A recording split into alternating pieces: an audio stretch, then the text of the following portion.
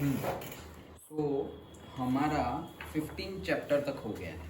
Okay, now we are going to start our 16th chapter, that is economic liberalisation and globalisation. तो सबसे पहले तो chapter का नाम ही समझते हैं. इकोनॉमिक्स मतलब पैसे के रिलेटेड बात होने वाली है. लिबरलाइजेशन मतलब क्या? लिबरलाइजेशन वर्ड आया है लिबर्टी से. लिबर्टी से मतलब थोड़ी छूट छाट. ऐसे कि नहीं बोलते कि सपोज तुम अगर बात कर रहे होंगे स्कूल में या ट्यूशन में, सर टीचर के लिए किसी के लिए, तो बोलेंगे ये सर लिबरल चेकिंग करते हैं. ऐसा नहीं बोलते हम. लिबरल चेकिंग करते हैं और स्ट्रिक्ट चेकिंग करते हैं. या ये थोड़े लिबरल है और ये स्ट्रिक्ट है. ओके, तो लिबरल मतलब क्या? थोड़ी छूट छाट दी हुई है. ओके, बहुत ज़्यादा स्ट्रिक्ट नहीं है. स्ट्रिक्ट का ऑपोजिट लिबरल. और वहीं से वर्ड आया है लिबरलाइजेशन. लिबरलाइजेशन मतलब कि गवर्नमेंट ने अच्छी खासी छूट छाट दी हुई है कि भाई तुम्हें ये बिजनेस करना है, करो ये वो. बहुत स्ट्रिक्ट रूल्स नहीं है. Like that. समझ में आया वर्ड? और दूसरा वर्ड है ग्लोबलाइजेशन. ग्लोबलाइजेशन मतलब ग्लोब मतलब वर्ल्ड, पूरा वर्ल्ड. तो मतलब कि हम जो बिजनेस कर रहे हैं, हम कुछ भी कर रहे हैं पैसों के related. Economic globalisation and liberalisation की बात चल रही है ना. तो हम पैसों के रिलेटेड कुछ भी कर रहे हैं तो उसका इफेक्ट पूरे वर्ल्ड पे आएगा. कैसे पूरे वर्ल्ड पे आएगा? हम तो यहाँ पे ट्रेड कर रहे हैं. नहीं, तुम बाहर भी बिजनेस कर सकते हो. मतलब कि यहाँ हम कोई चीज़ एक्स्ट्रा ऑर्डिनरी बना दें और उसकी डिमांड बहुत बढ़ जाए, बहुत ज़्यादा बढ़ जाए. ओके, एकदम सिंपल लैंग्वेज में ऐसा समझो कि तुम से कॉफ़ी कैसे बनाते हैं वो तुम्हें बहुत अच्छा आता है सपोज. ओके, तो तुमने उसको वीडियो बनाया और यूट्यूब पे डाल दिया. तो अब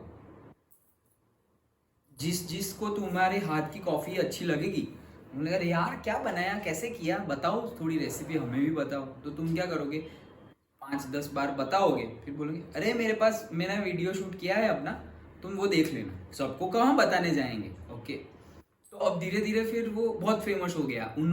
उनके हाथ की भी अगर सही सही उन्होंने बनाया और वो भी सही लगा तो वो भी सबको बताएंगे. सबसे पहले तो खुद क्रेडिट लेंगे, बताएंगे नहीं कि मुझे इन्होंने सिखाया है. ऐसे खुद क्रेडिट लेंगे कि हाँ ऐसे बनाते ऐसे बनाते ऐसे बनाते. फिर बहुत लोगों को बताएंगे. फिर और ज़्यादा अमाउंट आने लगी, मतलब क्वांटिटी बढ़ने लगी कि कैसे कैसे कैसे.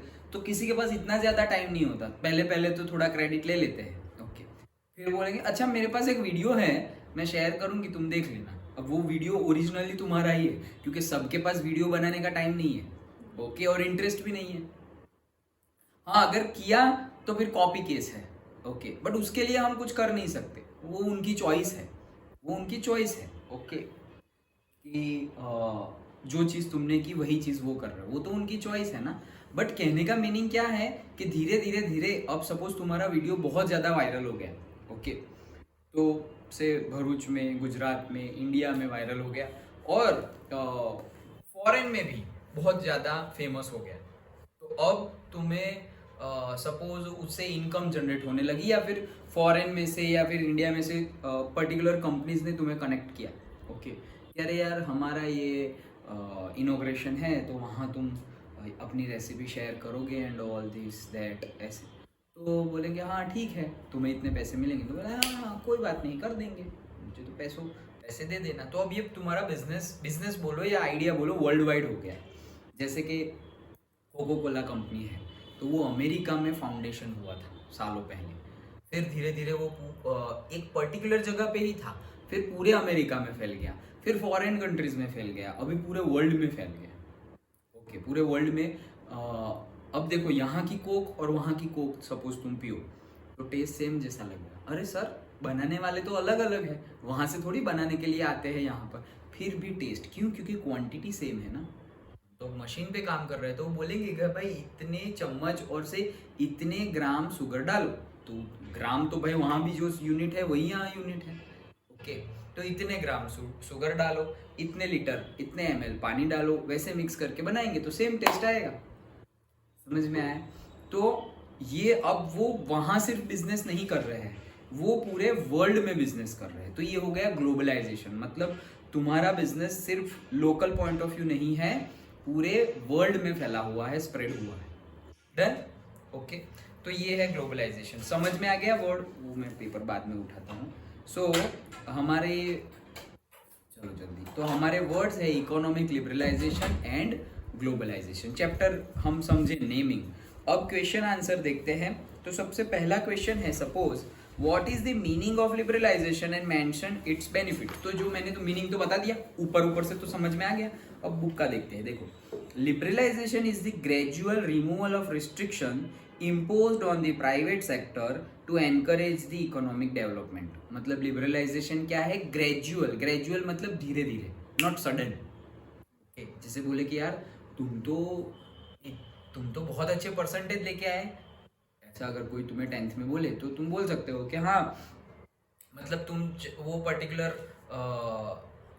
पर्सन से 3-4 साल से नहीं मिले थे, अब 7 तक तुम्हारा ग्रेड अच्छा नहीं था, फिर तुम्हारा ग्रेड ग्रेजुअली इंक्रीज हुआ, 8th में, 9th में, 10th में तुमने ग्रेजुअली अप किया।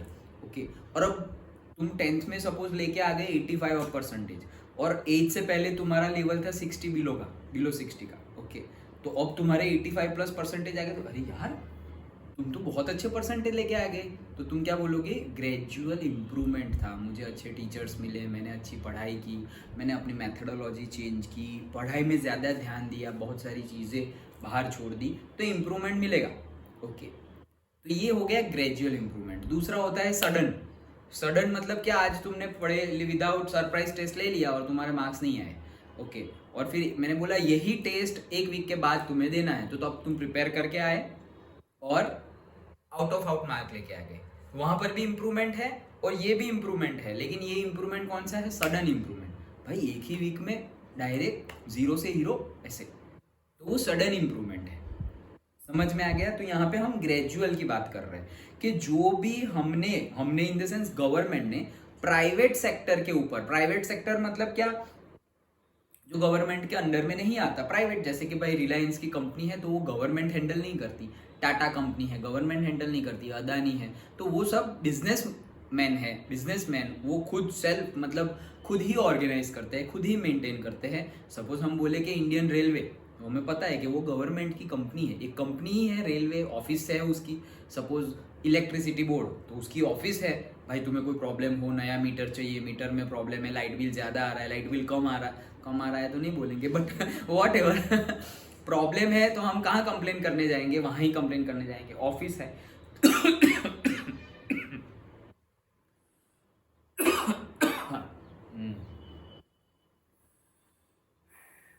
हाँ, तो कहने का मीनिंग है कि प्राइवेट सेक्टर है तो गवर्नमेंट ने बहुत सारे रिस्ट्रिक्शंस लगा दिए हैं, रिस्ट्रिक्शंस, रूल रेगुलेशंस लगाए हैं, रिस्ट्रिक्शंस है कि भाई तुम प्राइवेट सेक्टर में काम करते हो, तुम ऐसा नहीं कर सकते, तुम ऐसा नहीं कर सकते, ये सारे रिस्ट्रिक्शंस हैं। तो अब धीरे धीरे गवर्नमेंट रिस्ट्रिक्शंस रिमूव कर रही है। सपोज गवर्नमेंट ने 10 रिस्ट्रिक्शन रखे हुए थे कोई पर्टिकुलर कंपनी पर कि भाई तुम ऐसे सपोज गुटखा नहीं बेच सकते, गुटखा बेच रहे हो कोई, तो बोले तुम ऐसे गुटखा नहीं बेच सकते, तुम विदाउट इन्फॉर्म किए गुटखा नहीं बेच सकते। तो अब फिर गवर्नमेंट ने इतने सारे रिस्ट्रिक्शन रखे हैं, फिर सपोज कोई भी पर्पस से, पैसों के लिए या कोई भी purpose, whatever the reason, but government एक एक करके वो रिस्ट्रिक्शंस वापस ले रहे हैं। मतलब कि अच्छा ठीक है, तुम्हें बेचना हो तो बेचो, लाइक दैट, लेकिन एटलीस्ट पीछे लिख देना, एटलीस्ट कवर के आगे पता ही नहीं, तुम कितना भी बोलो कि भाई केसर डाला हुआ है और बादाम ऑयल डाला हुआ है, वो जो हेयर ऑयल भी नहीं बोलते, आलमंड ऑयल, तो क्या आलमंड इतना सस्ता है कि उससे पूरा ऑयल बनाया और हमें दे दिया, वो भी 200-300 रुपये में? उतना आलमंड तो आएगा नहीं 200-300 रुपये में। ऑयल निकाल के देखना, पूरी एक आलमंड का ऑयल निकालोगे ना, उसमें 1 ड्रॉप आएगा, 1 ड्रॉप भी शायद आए, उतना ऑयल आता है। तो क्या ये लोग डालते हैं उतना ऑयल? लेमन एक्सट्रैक्टेड कुछ शैम्पू होते हैं, ये वो, तो क्या उतना सस्ता है सब कुछ? नहीं। तो वो सिर्फ कहने के लिए कि हाँ डाला तो है, कितना डाला है थोड़ी लिखा हुआ है। तो गवर्नमेंट ने फिर रिस्ट्रिक्शन हटाए। अच्छा ठीक है, तुम भले ही तुम कुछ भी डालो, हर्बल लिखो, आयुर्वेदिक लिखो, लेकिन जो भी कर रहे हो एटलीस्ट पीछे छोटे हैंडराइटिंग तो छोटे हैंडराइटिंग, लेकिन लिखो। ओके, तो ये रिस्ट्रिक्शन गवर्नमेंट ने पहले तो ना ही बोल दिया था कि नहीं तुम ऐसा नहीं कर सकते। ओके, झूठ बोल रहे हो तुम, तो अब गवर्नमेंट बोले ठीक है यार, झूठ बोल रहे हो तो झूठ बोलो, लेकिन पीछे लिख देना कि मैंने झूठ बोला है, एक्चुअली इसना ये है, ये सब प्रमोशन के लिए नहीं। कहीं पर तो लिखा हुआ भी आता है कि images are just for promotion only. Okay, जैसे ऑनलाइन ऑर्डर तुम करो तो ऐसे बोलेंगे कि photographs is for the illusion purpose और से विजुअलाइजेशन पर्पस के वो जो आइटम तुमने सपोज कपड़े मंगवाए या कोई भी चीज मंगवाई तो पहनने के बाद कैसा दिखेगा वो आइडिया है, उसके लिए फोटोग्राफ्स है। जरूरी नहीं है कि उसका कलर और ये सब यही हो। तुमने बोला सर ये तो डार्क पिंक मंगवाया था, ये तो लाइट पिंक आया, तो बोले उतना तो चलेगा। वैसे कि वो फोटोग्राफ सिर्फ ऐसे पर्पस के लिए। फोटोग्राफ तो क्या है भाई, फिल्टर भी कर दोगे, डार्क पिंक से लाइट पिंक तो एक फिल्टर ऐसे उंगली घुमाई और फिल्टर चेंज। ओके तो फोटोग्राफ वही पर्पस के लिए है, वो लोग लिख देंगे। हम अगर पढ़ेंगे नहीं और ऐसे ही बाई कर दिया और फिर आया और फिर बोलेंगे इसका तो रिप्लेसमेंट नहीं होगा, तो कुछ नहीं होगा, गए तुम्हारे पैसे। इतने पढ़े लिखे तो हैं हम, तो अच्छे से इतनी तो क्या जल्दी हो गई कि भाई कुछ पढ़े भी ना, बस धड़ धड़ धड़ धड़ ऑर्डर कर दिया। ओके तो ये है। तो क्या है डेफिनेशन अच्छे से समझो, क्योंकि ये मेन डेफिनेशन है। इसीलिए क्या कि गवर्नमेंट ने प्राइवेट सेक्टर के ऊपर, पहले समझ लो फिर वो इंग्लिश में रट्टा मार लेना, समझ लो पहले। गवर्नमेंट ने प्राइवेट सेक्टर के ऊपर जो रिस्ट्रिक्शन रखे हुए थे वो रिस्ट्रिक्शन गवर्नमेंट रेगुलरली क्या कर रही है, रिमूव कर रही है। क्यों? For the development purpose. इसे बोलते हैं लिबरलाइजेशन। लिबरलाइजेशन मतलब क्या? The gradual removal of the restrictions on the private sector by the government for what? For development purpose. Understood? Okay फिर से एक बार पढ़ लेता हूं। Liberalisation is the gradual removal of restrictions imposed on the private sector to encourage economic development. Done? ये definition थी। अब उसके बेनिफिट्स, भाई ऐसे लिबरलाइजेशन करने से बेनिफिट्स क्या है? भाई पैसे आएंगे, पहला बेनिफिट। अगर रिस्ट्रिक्शन तुम हटाओगे तो पैसे आएंगे, पहला ही बेनिफिट वही है।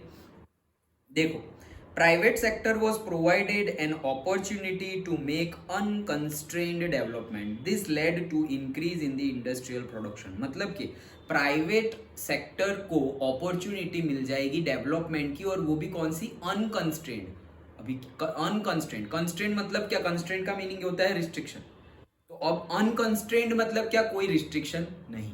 तो कोई रिस्ट्रिक्शन नहीं, तो पहले सपोज गवर्नमेंट ने बोला था कि भाई तुम लोग सपोज इतना एमोनिया प्रोड्यूस कर सकते हो एक दिन में।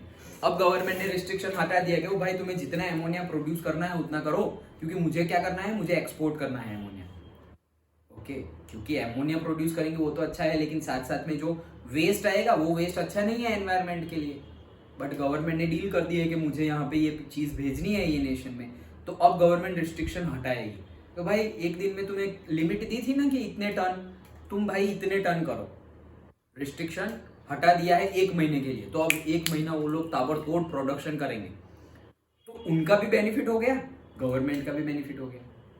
समझ में आया? ओके तो क्या है पहला बेनिफिट के लिबरलाइजेशन की वजह से प्राइवेट कंपनीज अनकंस्ट्रेन्ड डेवलपमेंट कर सकते हैं, और उसकी वजह से ओके वही लिखा हुआ है कि उसकी वजह से इंक्रीज होगा किसमें? इंडस्ट्रियल प्रोडक्शन में।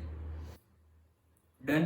पहला पॉइंट। दूसरा point, it gave impetus to global trade and led to the increase in India's global trade. तो इससे क्या होगा? तो जो ग्लोबल ट्रेड है उसको बढ़ावा मिलेगा। इम्पेटस मतलब वो होता है ओके कि जो ग्लोबल ट्रेड है, ग्लोबल ट्रेड मतलब तुम अपनी चीजें सपोज यहाँ पे कुछ बना रहे हो, अंकलेश्वर में कोई इंडस्ट्री तुमने डाल दी, और तुम वो चीज अंकलेश्वर के आसपास या भरूच डिस्ट्रिक्ट के आसपास या ज्यादा से ज्यादा सूरत से बड़ौदा के बीच में या सूरत से अहमदाबाद के बीच में सेल कर रहे हो अलग अलग जगह पर। ओके जो भी तुमने बनाया है वो। तो अब लिबरलाइजेशन की वजह से क्या हुआ कि तुम सिर्फ ये सूरत से अहमदाबाद तक नहीं, तुम पूरे गुजरात में कर सकते हो, और तुम पूरे इंडिया में कर सकते हो, और इवन तुम ये चीज फॉरेन भी एक्सपोर्ट कर सकते हो, क्योंकि गवर्नमेंट ने रिस्ट्रिक्शन हटा दिया है। इसलिए अगर रिस्ट्रिक्शन रखा होता, जैसे कि इंपोर्ट ड्यूटी और एक्सपोर्ट ड्यूटी नहीं बोलते, तो गवर्नमेंट को अगर ऐसा कुछ करना हो ना तो क्या करेंगे पता है? गवर्नमेंट रिस्ट्रिक्शन डालना हो तो क्या करेंगे? डायरेक्ट रिस्ट्रिक्शन नहीं डालेंगे, इनडायरेक्ट डालेंगे। जैसे कि एक्सपोर्ट ड्यूटी लगा दी, से एक शर्ट अगर तुम एक्सपोर्ट करना चाह रहे हो तो 1000 रुपीज की एक्सपोर्ट ड्यूटी। कितने? 1000 रुपीज की। अब तुम सोचोगे सर मेरी शर्ट ही मेरी तो 500 रुपए की है, मेरी शर्ट 500 रुपए की है, वो 500 रुपए की शर्ट मैं सपोज 1000 में भी बेच रहा हूं तो उसको 500 का प्रॉफिट हो गया। तो वो 1000 रुपीज का बेच रहा है, मतलब 1000 रुपीज का वहां बेचेगा, कहां पे? सपोज अमेरिका में बेचेगा 1000 रुपीज का, उसको है कितने की, 500 रुपीज की, मतलब डबल ही फायदा हो गया उसको, 500 का डायरेक्ट 1000 मिलेगा। लेकिन इंडियन गवर्नमेंट ने बोला कि भाई तुम ऐसे वहां भेजोगे तो यहाँ के लोग क्या कपड़े नहीं पहनेंगे, उनको सस्ता दो ना, इससे अच्छा है। तो डायरेक्ट तो हम मानेंगे नहीं, तो गवर्नमेंट क्या बोलेगी, एक आइटम के पीछे, तुम्हारी एक शर्ट के पीछे 1000 रुपीज एक्सपोर्ट ड्यूटी है, तो मतलब 1000 रुपीज का वहां बेचना है और 1000 रुपीज एक्सपोर्ट ड्यूटी भी देनी है। तो हुआ क्या, टोटल 1000 रुपीज तो एक्सपोर्ट गवर्नमेंट को दे देना है, वो तो गए, और वहां तुम अब दे दिए, उसके बाद तुम वहां पे 1000 रुपए का बेचोगे। ओके, तो तुम्हारी शर्ट बिक गई और तुम्हारे पास आए कितने, वहां शर्ट बिक गई मतलब 1000 रुपीज आए, वो 1000 रुपीज आए और गवर्नमेंट को तुमने 1000 रुपीज दिए, तो प्लस माइनस जीरो हो गया, और जीरो के साथ साथ तुम्हारी शर्ट तो गई। समझ में आया? ओके, तुम्हारी शर्ट तो गई, फ्री में ही चली गई ना, ऐसा ही बोलेंगे, फ्री में ही चली गई। तो गवर्नमेंट ऐसे रिस्ट्रिक्शन डालेंगे। अब गवर्नमेंट बोलेगा अच्छा चलो थोड़ा लिबरलाइजेशन करते हैं, वैसे भी यहाँ के लोगों के पास बहुत कपड़े हो गए हैं अच्छे से, तो तुम एक्सपोर्ट कर सकते हो। तो गवर्नमेंट बोलेगी अच्छा export duty 100 rupees per piece. अरे वाह, तो 500 का था, वो 1000 का बेचने वाला है, वो 600 रुपीज, मतलब 100 रुपीज गवर्नमेंट को पे कर देगा। तो गवर्नमेंट को उसने 100 पे किए, अब वो वहां 1000 का बेच देगा, तो उसको मिले कितने, 1000 मिले, और गए कितने, 100, तो टोटल 900। 900 में से उसकी कॉस्टिंग कितनी थी, 500 की, तो 400 तो बेनिफिट हुआ। क्यों बेनिफिट हुआ, क्योंकि गवर्नमेंट ने ये जो रिस्ट्रिक्शन थे वो हटा दिए, इसलिए तो प्रोडक्शन ज्यादा होगा। समझ में आया? ओके, पूरे चैप्टर में यही फंडा है। देखो, तो ग्लोबल बिजनेस बढ़ेगा और इंडिया में ग्लोबल ट्रेड बढ़े, मतलब वर्ल्ड में इंडिया का ग्लोबल ट्रेड बढ़ेगा, हमारा भी ग्लोबल ट्रेड होगा, मतलब हम पूरे वर्ल्ड में बिका मतलब बेच सकेंगे जो भी हमारी आइटम है। At the same time identity क्या होगी, भाई इंडिया का सामान है, तो हमारा भी मतलब पॉपुलर, हमारा भी फेम बढ़ेगा एज वेल एज इंडिया का भी फेम बढ़ेगा, अगर तुमने सही सही कुछ बहुत अच्छा चीज प्रोडक्शन किया है तो। Next, increase in the foreign trade led to increase in the foreign exchange reserves. Okay, क्या बोला है कि फॉरेन में अगर तुमने बेचा तो वो लोग फॉरेन करेंसी देंगे, तो हमारे पास फॉरेन करेंसी बढ़ेगी ना। समझ में आया? फॉरेन में तुमने कोई चीज़ बेची, जैसे कि तुमने कोई चीज़ बनाई और तुमने वो चीज़ सपोज बांग्लादेश को बेच दिया, तो बांग्लादेश क्या करेगा, वहाँ की करेंसी ही देगा हमें, तो अब हमारे पास उतनी करेंसी है, फिर हम सोचेंगे सर बांग्लादेश की करेंसी का हम क्या करेंगे, पड़े रहने दो। फिर जब उसकी करेंसी का भाव ऊपर जाएगा, मतलब उसकी करेंसी का सपोज ऐसा 1 रुपीज इज इक्वल्स टू वहाँ पे 90 पैसे है, डन। अब हमारे पास वहाँ का करेंसी आ गया है, और अब उनका बहुत अच्छा डेवलपमेंट हुआ, तो हमारी कंपेयर में वो नजदीक आ गए, 1 रुपीज इज इक्वल्स टू 95 पैसे हो गए। किसके पैसे, उनके पैसे, मतलब हमारा 1 रुपीज इज इक्वल्स टू उनके कितना हो गया, 0.95। पहले कितना था, 0.90, और अभी 95 हो गया। मतलब हम सोचेंगे सर ये तो 0.05 ही बढ़ा, कोई बात नहीं, 0.05 बढ़ा, लेकिन समझो कि हमारे पास 1 लाख रुपीज पड़े हुए थे, वो 1 लाख रुपीज पर 1 रुपीज का 0.05 बढ़ा, तो 1 लाख का कितना बढ़ा, वो सारा पैसा अब हम क्या बोलेंगे, वो तुम्हारा भाव बढ़ गया ना, ये लो हमारे पास तुम्हारी करेंसी पड़ी हुई है, तो वो तुम्हें हमारी करेंसी देंगे, इंडियन करेंसी। समझ में आया? तो फॉरेन रिजर्व हमारे पास बढ़ेगा, फॉरेन में अगर हम ट्रेड करेंगे तो। Last point, improvement in the infrastructure facilities with in the country. तो इससे होगा क्या कि जो इंफ्रास्ट्रक्चर फैसिलिटीज है, क्यों, क्योंकि रिस्ट्रिक्शन तुम हटाओगे तो ज्यादा प्रोडक्शन होगा, तो इंडिया में भी ज्यादा मिलेगा और फॉरेन में ज्यादा एक्सपोर्ट भी होगा। तो भाई ये ज्यादा करने के लिए वही से थोड़ी ज्यादा होगा। अगर तुम्हें कुछ चीज इंक्रीज करनी है तो पहले जितनी क्वांटिटी में कोई जगह पर कर रहे थे वही जगह पर, जैसे कि अभी मैं तुम्हें 20 लोगों को पढ़ा रहा हूँ सपोज, तो 20 लोगों की 20 चेयर यहाँ पर है, अभी मुझे 200 लोगों को पढ़ाना हो तो फिर मैं ये क्लासरूम में थोड़ी 200 लोगों को पढ़ा सकता हूँ, इसकी कैपेसिटी थोड़ी है 200 लोगों की, तो फिर मुझे एक अलग इंफ्रास्ट्रक्चर रेडी करना पड़ेगा। ये एक हॉल है, ऐसा पूरे टेरेस पे पूरा हॉल, जहाँ पे 200 लोगों को मैं बिठा सकूँ। तो ये क्या मैंने इंफ्रास्ट्रक्चर बढ़ा ना, क्यों बढ़ा? क्योंकि डिमांड ज्यादा है, मुझे ज्यादा काम करना है, ज्यादा प्रोडक्शन करना है, तो इंफ्रास्ट्रक्चर फैसिलिटी बढ़ गई। वैसे ही कोई किसी की डिमांड है कि सपोज